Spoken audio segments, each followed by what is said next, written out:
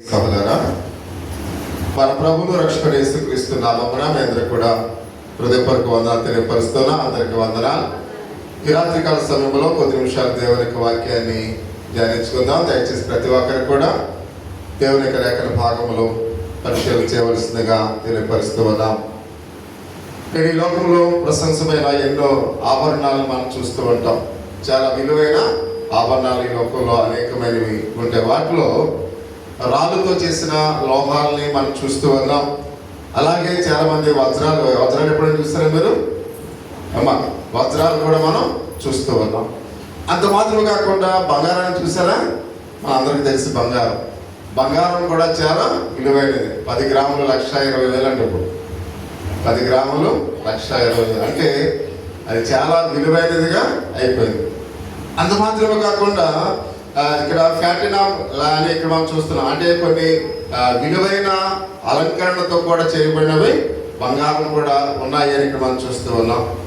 వీటన్నిటిలో కూడా చాలా ప్రాముఖ్యమైనది ముత్యమైనట్టే అన్నింటికన్నా చాలా ప్రాముఖ్యమైనది అనే విషయాన్ని మనం చూస్తూ ఉన్నాం. అది ఆసక్తికరంగా ఎంతో మంది చాలా ధనవంతులు బాగా ఉన్నతమైన స్థితిలో ఉన్నవారు వాటిని అలంకరిస్తూ ఉంటారు. ఈ ముత్యము చాలా శుద్ధముగా తెల్లగా ఉంటుంది. ప్రియా సహోదరుడా, అంటే మనం చూసే ముత్యాలు అవి మామూలుగా తయారు చేసినవి, కానీ నిజమైన విలువైన ముత్యము అది సముద్రంలోంచి తీయబడినది చాలా శుద్ధముగా తెల్లగా ఉంటుందని ప్రతి ఒక్కరికి కూడా గమనించవలసిన వారు పెట్టుగా మనం చూస్తూ ఉన్నాం. ఇవి ముత్యపు చిప్పలో నుండి ఒక చిన్న జీవు నుంచి వచ్చే విపరీతమైన వారు. ఈ ముత్యం ఎలా వస్తుందంట? ఒక చిన్న చిప్పలో, అది చిన్న జీవి నుంచి వచ్చేది అని ప్రతి ఒక్కరికి కూడా గమనించాలి. అది ఆల్చెప్పులు అంటారు. వాటిని ఏమంటారు? ఆల్చెప్పులని. ఇలా కొన్ని భాగాలు మనం చూస్తుంటాం, సముద్రంలో అవి మనం చూస్తూ ఉంటాం. అంత మాత్రం కాకుండా ఇవి గట్టిగా 2 ఆల్చెప్పులుగా ఉంటాయని ప్రతి ఒక్కరికి కూడా గమనించాలి. అంత మాత్రం కాకుండా వాటి మధ్యలో సముద్రపు అడుగు భాగంలో ఉంటాయి. ఎక్కడుంటాయి ఇవి? సముద్రపు అడుగు భాగం. అంటే సముద్రము కొన్ని 400 మీటర్ల లోతులో ఉంటుంది ప్రియమైన వారు. అది ఎక్కడ ఉంటుందంట? చాలా అడుగు భాగంలో ఆ యొక్క 2 ఆల్చెప్పులు గట్టిగా ఒకటిగా ఉంటాయనే విషయాన్ని మనం చూస్తూ ఉన్నాం. అంత మాత్రమే కాకుండా కొద్దిగా ఎప్పుడైతే ఆ ఆల్చెప్ప కొద్దిగా తెరుస్తుందో, ఆ తెరవబడినప్పుడు కొంత ఇసుక ఆ ఆల్చెప్పుల్లోకి వెళ్తుంది. వెళ్ళినప్పుడు అది చాలా, అంటే ఇసుక అంటే చాలా రాపిడి ఎక్కువ. ఆ రాపిడికి ఆ చిప్పలో ఉన్న ఆ చిన్న జీవికి స్రావం జరిగి, అంటే ఆ రక్తము, అంటే మామూలుగా అది ఆ రాపుడికి ఏమవుతుందంటే అది అంతా కూడా ఆ చిన్న జీవికి బాగా రఫ్ అయిపోయి ఆ యొక్క రక్తము కారుతుంది. ఆ ద్రవములో నుంచి వచ్చి ఆ ద్రవం ఏమవుతుందంటే ఇసుకను తడుపుతుంది అనమాట. ఆ ఇసుకను తడిపినప్పుడు ఆ ఇసుక ఏమవుతుంది? ముత్యాల కింద ఉంటుంది. అంటే చూడండి, అది చాలా బాధ అనుభవించి, ఆ రాపుడికి ఎంతో కష్టాన్ని అనుభవించి, ఆ కష్టములో నుంచి వచ్చి, ఆ బాధలో నుంచి వచ్చి, ఆ యొక్క శ్రామంలో నుంచి వచ్చిన దాన్ని ఎప్పుడైతే ఆ ఇసుకను తడుపుతుందో అప్పుడు ఆ ఇసుక ఏమవుతుంది? ముత్యాల కింద తయారవుతుంది. అంటే ఆ ముత్యము తయారవ్వాలంటే ఆ ఆల్చెప్పలో ఉన్న చిన్న జీవి ఎంతో వేదన, ఎంతో బాధ అనుభవిస్తేనే ఒక విలువైన ముత్యము తయారవుతుందనే విషయాన్ని మనం గమనించాలి. అందుకనే ప్రియా సహోదరా, కాబట్టి అది ఎప్పుడైతే ఆ బాధ అనుభవిస్తుందో, ఎందుకంటే ఏదైనా ఒక పుండు పడ్డదనుకోండి, దాన్ని ఏం చేస్తాం? చాలా దురద వస్తుంది. దాన్ని ఇలా గోగితే ఏమవుతుంది? అక్కడ పుండు ఏర్పడి అందులో నుంచి కొంత రసి కారుతుంది. అలాగే ఎప్పుడైతే ఇసుక రాపిడికి అది ఎప్పుడైతే ఆ దురద వచ్చి గోకుంటుందో, ఆ రాత్రికి వచ్చే ఆ యొక్క ద్రవం ద్వారా ఏర్పడేది ముత్యము అనే విషయాన్ని ప్రతి ఒక్కరికి కూడా గమనించవలసిన వారు పెట్టుగా మనం చూస్తూ ఉన్నాం. ఆ జీవికి ఒకవేళ గాయము కాకపోతే ముత్యం వస్తుందా? విమలమ్మ గారు పాడుతూ ఉంటారు. ఇది ఎప్పుడు నేను పోయిన ఆదివారం పాడాను. అది వినకపోతే అది ఇంకొక శరణం ఏదో అందులో మంచి వేస్తారు. ఆ పాటలో చాలా మంచి అర్థం ఉందన్నమాట. అంటే శ్రమలో రాకపోతే మనిషికి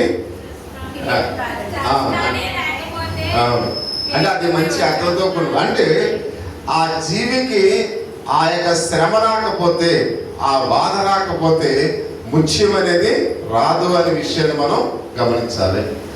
అంత మాత్రమే కాకుండా ప్రియ సహోదరి సహోదరా, వారి శరీరం నుండి ఆ ఇసుకను ఎప్పుడైతే గట్టిపరుస్తూ ఉందో దాన్ని ముత్యముగా ఇక్కడ మారుతుంది అనే విషయానికి మనం చూస్తూ ఉన్నాం. ఆ గాయం నుంచి ఎప్పుడైతే వస్తుందో ఆ బాధకు కలగకుంటే అది ముత్యము ఏర్పడదు అనే విషయానికి మనం చూస్తూ ఉన్నాం. అందుకనే ముత్యము అన్నిట్లకన్నా అది ప్రశంసమైనది అని మనం చూస్తూ ఉన్నాం. జీవి కలిగే బాధ అద్భుతంగా ముత్యముగా మారుతుందని మనం చూస్తూ ఉన్నాం. ప్రియ సహోదరి సహోదర, ఈరోజు దేవుని యొక్క వాక్యంలో కూడా దేవుని యొక్క శ్రమల నుండి బలమైన క్రైస్తవులు వస్తారు అనే విషయానికి మనం చూస్తూ ఉన్నాం. ఎప్పుడైతే క్రైస్తవులకు శ్రమలు వస్తాయో అప్పుడే ఆ శ్రమల ద్వారా బలమైన క్రైస్తవుడిగా మనం జీవించగలం. అంటే క్రైస్తవులకు శ్రమలు రాకపోతే బలమైన క్రైస్తవుడిగా మనము ఉండలేము అనే విషయాన్ని మనం గమనించవలసిన వారిగా మనం చూస్తూ ఉన్నాం. 2వ కొరింథీయులకు రాసిన పత్రిక 12వ అధ్యాయము 10వ వచనాన్ని ఒకసారి చదువుకున్నప్పుడు, నేను ఎప్పుడు బలహీనుడను అప్పుడే బలవంతుడను కనుక క్రీస్తు నిమిత్తము నాకు కలిగిన బలహీనతలోను నిందలలోను ఇబ్బందులను హింసలోను ఉపద్రవములోను నేను సంతోషించుచున్నాను అని పౌలు సెలవిస్తూ ఉన్నాడు. అంటే ప్రియ సహోదరి సహోదరా, నేను ఎప్పుడు బలహీనుడను అప్పుడే బలవంతుడను. అంటే మనం ఎప్పుడైతే నేను బలహీనుడిగా ఉన్నాను అని మనం ఎప్పుడైతే అనుకుంటామో అప్పుడే దేవుడు మళ్ళీ ఏం చేస్తాడు, బలపరుస్తూ ఉంటాడు. అందుకని అపోస్తలుడైన పౌలు చెప్తున్నాడు, క్రీస్తు నిమిత్తము నాకు కలిగిన బలహీనతలో నిందలో ఇబ్బందులు హింసలో ఉపద్రవంలో నేను సంతోషించుచున్నాను. అంటే క్రీస్తును మనం అంగీకరించినప్పుడు, క్రీస్తుని నమ్ముకున్నప్పుడు, క్రీస్తు ద్వారా అనేకమైన శ్రమలు కలిగినప్పుడు కూడా, ఇబ్బందులు కలిగినప్పుడు కూడా నేను సంతోషించేవాడుగా ఉన్నాను. అంటే క్రీస్తు కొరకు మనకు ఎన్ని ఇబ్బందులు కలిగినా ఆ ఇబ్బందులను బట్టి మనం ఎలా ఉండాలంట, సంతోషించేవారుగా ఉండాలి.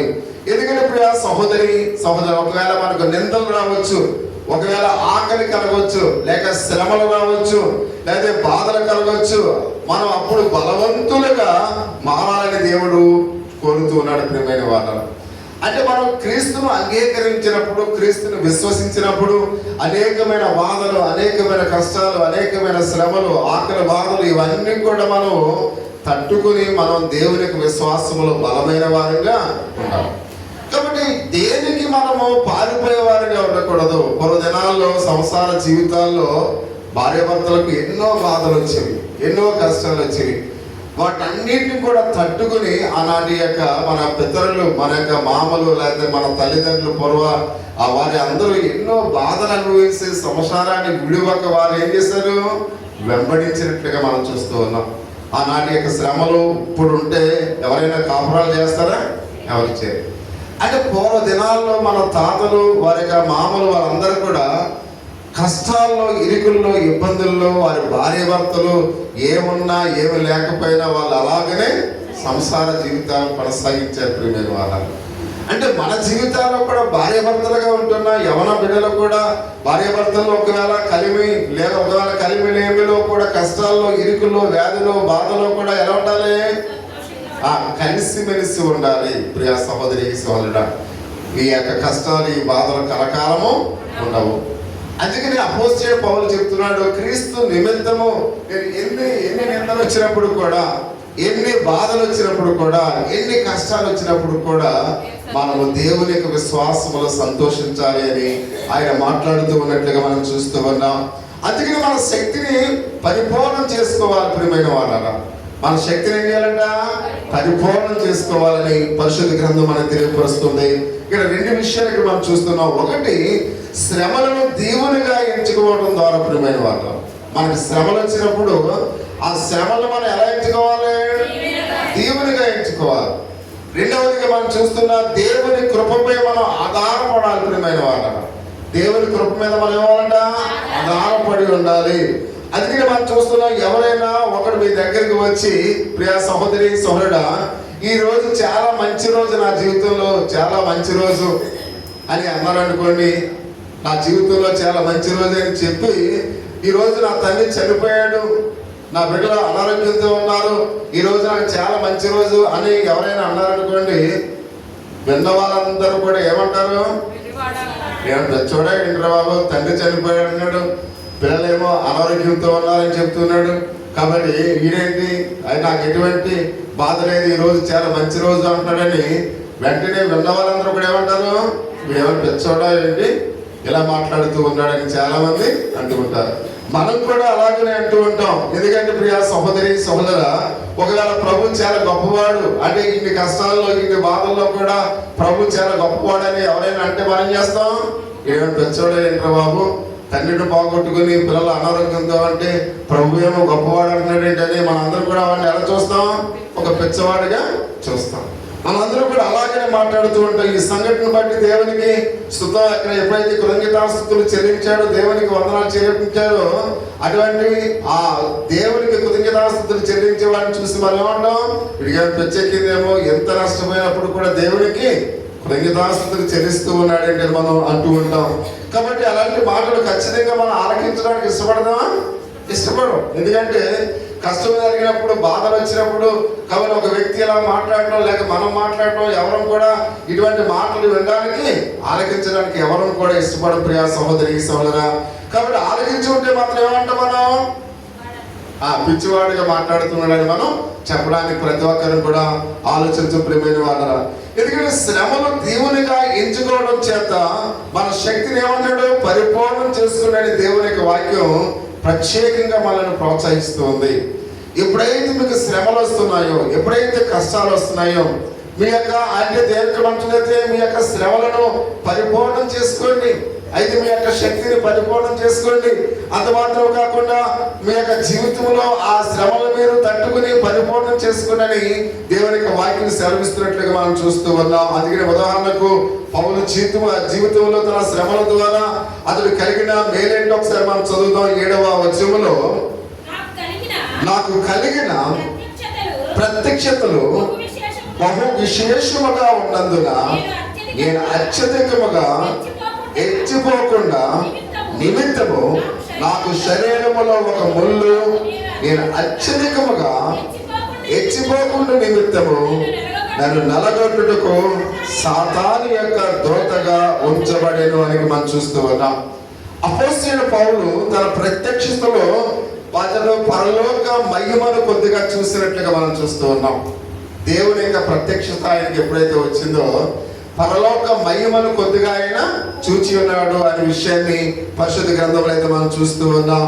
ఆ మహిమను కొద్దిగా చూడడానికి దేవుడే అపోస్తలుడైన పౌలుకి అనుమతిని ఇచ్చినట్లుగా మనం చూస్తూ ఉన్నాం. అంత మాత్రమే కాకుండా అలాగే జరిగి పౌలు హెచ్చించుకోకుండా దేవుడు తన శరీరంలో ఏం చేయడ? ఒక ముళ్ళును ఉంచాడు. అంటే ఆ పరలోక మహిమను కొద్దిగా చూసి నాకన్నా గొప్పవాడు ఇంకా ఎవరు ఉండరు, నేను చాలా గొప్పవాడిని అని ఒకవేళ పౌలు హెచ్చించిపోతాడేమో అని ఏం చేశాడంటే ఒక ముళ్ళు తన శరీరంలో ఉన్నట్లుగా మనం చూస్తూ ఉన్నాం. అంటే ముళ్ళు అనేది శరీరంలో బలహీనతకు సూచనగా ఉంది అనే విషయాన్ని మనం గమనించాలి ప్రియమైన వాళ్ళం. నేటి దినాల్లో కూడా మన జీవితాల్లో కూడా కొన్ని సందర్భంలో నేను చాలా విశ్వాసాన్ని, నేను చాలా ప్రార్థనా జీవితాన్ని కలిగి ఉన్నవాడిని అని మనం ఒక్కొక్కసారి చేస్తాం. వీళ్ళందరికన్నా నేనే ప్రార్థన ఎక్కువ బాగా చేస్తాను, ప్రార్థనలో నేను ఎంతో ఆసక్తి కలిగి ఉంటాను, ప్రార్థనలో గొప్ప విశ్వాసంగా ఉంటాను, వీళ్ళందరికన్నా నేనే బెటర్ అని కొన్నిసార్లు మనం హెచ్చించుకోవడానికి ప్రయత్నం చేస్తున్నప్పుడు దేవుడు ఏం చేస్తాడంటే మనలో ఒక ముళ్ళును ఉంచుతాడు అనే విషయానికి మనం చూస్తూ ఉన్నాం. ఆ ముళ్ళు ఒకవేళ మన బలహీనత కావచ్చు, మన సమస్య కావచ్చు. ఇక్కడ అపోస్తలుడైన పౌలు యొక్క శరీరంలో కూడా ఆయన ఒకవేళ హెచ్చించిపోతాడేమో అని ఆయన శరీరంలో దేవుడు ఏముంచాడంట? ఒక ముళ్ళును ఉంచినట్లుగా పరిశుద్ధ గ్రంథంలో అయితే మనం చూస్తూ ఉన్నాం.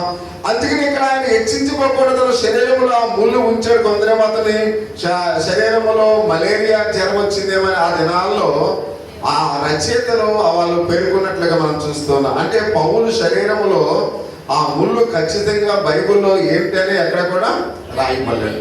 కొన్ని చరిత్రకారులు వాళ్ళు ఏమంటూ ఉన్నారంటే పౌలు అతను చాలా బలమైన వాడు కాదు, చాలా హైట్ ఉన్న పర్సనాలిటీ కాదు, చాలా పొట్టువాడిగా ఉండేవాడంట. అపోస్తలుడైన పౌలు ఎలా ఉండేవాడంట? కొద్దిగా పొట్టువాడిగా ఉండేవాడు. అతడు మనం చూసినట్లయితే తన శరీరంలో ఒక ముళ్ళు ఉంచబడినట్లుగా మనం చూస్తూ ఉన్నాం. ఆ దినాన్ని కొంతమంది ఆయన కళ్ళు సరిగ్గా కనిపించడం లేవని కొంతమంది రచయితలు చెప్పారు. ప్రియమైన వాళ్ళ అంటే ఆయన చాలా ప్రదేశాలు తిరిగాడు కనుక విస్తారమైన దేవుని పరిచయం చేశాడు, అనేకమైన పత్రికలు రాశాడు, దేవుల్లో చాలా బలమైన సేవకుడిగా ఆయన వాడబడ్డాడు. ఆయన ఎక్కువ అంటే కాలినడకన అనేకమైన దేశాలు ఆయన నడుస్తూనే దేవుని యొక్క సువార్త చేస్తూ అనేకమైన సంఘాలు కట్టాడు. ప్రియమైన వాళ్ళ అందుకని అపోస్తలుడైన పౌలు ఒకవేళ తనకు శరీరంలో ఒకవేళ మలేరియా జ్వరం వచ్చిందేమో అని కొంతమంది రచయితలు చెబుతుంటే, కొందరేమో ఆయనకి మోక్ష రోగం ఉంది అని కొంతమంది చెప్తూ ఉన్నారు. ఇదివరకు మనం చూస్తే ఆ మోక్ష రోగం చూడండి, ఇదివరకు మామూలుగా మెల్లో బెల్ల కట్టుకుని వాళ్ళు కర్ర పట్టుకుని వచ్చినప్పుడు ఎక్కడైనా మధ్యలో పడిపోతే ఆ గ్రామస్తులందరూ కూడా నీటి పట్టుకెళ్ళి అతని మీద పోస్తే కొన్ని సమయానికి అతడు లేచేవాడు. అంటే అపోస్తలుడైన పౌలు కూడా ఒకవేళ మోక్ష రోగం అనే ముళ్ళు ఉందేమో అని కొంత చరిత్రకారులు చెబుతూ ఉన్నారు. కొంతమంది అయితే ప్రియమైన వాళ్ళు అతడు ఇక్కడ చూస్తే ఆ ముళ్ళేంటో కానీ తన శరీరాన్ని బాధిస్తుందని చెప్తున్నారు. అంటే ఆ ముళ్ళు అనేది శరీరంలో అనేకమైన బలహీనతలకు సాదృశ్యంగా ఉంది అనే విషయాన్ని మనం గమనించాలి. అంటే పర్టిక్యులర్ గా బైబిల్ గ్రంథంలో ఆ ముళ్ళు గురించి ఫలానా అని రాయలేదు, కానీ అది ఆనాటి యొక్క రచయితలు చెప్పడమే మనం చూస్తూ ఉన్నాం. కానీ ముళ్ళు అనే మాటకు మనకు ఏమర్థమవుతుందంటే మన శరీరంలో ఏదో ఒక వ్యాధి అని మనకు అర్థమవుతుంది. అంటే ప్రతి వారి యొక్క శరీరంలో ఏదో ఒక బలహీనత ఉంటుంది. మనం ఎప్పుడైతే హెచ్చించుకోవడానికి ప్రయత్నం చేస్తూ ఉంటామో ఆ ముళ్ళు మనల్ని ఏం చేస్తుంటుంది, తగ్గిస్తూ ఉంది. ప్రియమైన వాళ్ళ అపోస్తలుడైన పౌలు యొక్క శరీరంలో కూడా ఆ ముళ్ళు ఉందని మనం చూస్తూ ఉన్నాం. అది ఒక ముళ్ళుగా ఉంది అనే విషయానికి మనం చూస్తున్నాం. అందుకని అంటాడు, అలాగే అది తొలగిపోవాలని దాని విషయమై ముమ్మారు నేను వేడుకుంటేని అనే ప్రయత్నం చూస్తూ ఉన్నాం. అంటే ఆ ముళ్ళు అపోస్తలుడైన పౌలుని చాలా గాయపరిచింది. ఆ బలహీనత అపోస్తలుడైన పౌలుని చాలా బాధ పెట్టింది. కానీ అందుకనే అపోస్తలుడైన పౌలు ముమ్మారు ఏం చేశాడు, ఆ ముళ్ళును తొలగించు, నా వ్యాధిని తొలగించు, నా బాధను తొలగించు అని ముమ్మారు దేవునికి ప్రార్థించి ఉన్నాడని పరిశుద్ధ గ్రంథంలో అయితే మనం చూస్తున్నాం 8వ వచనంలో. కానీ ఆ శ్రమ నుండి దేవుడు కలిగిన దీవెనగా పౌలు గుర్తించి తాను శక్తిగా పరిపూర్ణం చేసుకున్నట్లుగా మనం చూస్తూ ఉన్నాం. అంటే ఆ వచ్చే ఆ యొక్క బాధ నుండి, వచ్చే ఆ యొక్క శ్రమ నుండి దేవుని యొక్క శక్తిని అపోస్తలుడైన పౌలు ఏం చేశాడు, పరిపూర్ణం చేసుకున్నాడు. అంటే ప్రియా సహోదరి సహోదరు ఆయన అన్నాడు కనుక క్రీస్తు శక్తి నా మీద నిలిచినట్లు నిమిత్తము విశేషముగా నా బలహీనతలు యందు బహు సంతోషముగా అతిశయపడుతున్నాను. నేను ఎప్పుడు బలహీనుడనో అప్పుడే బలవంతుడను.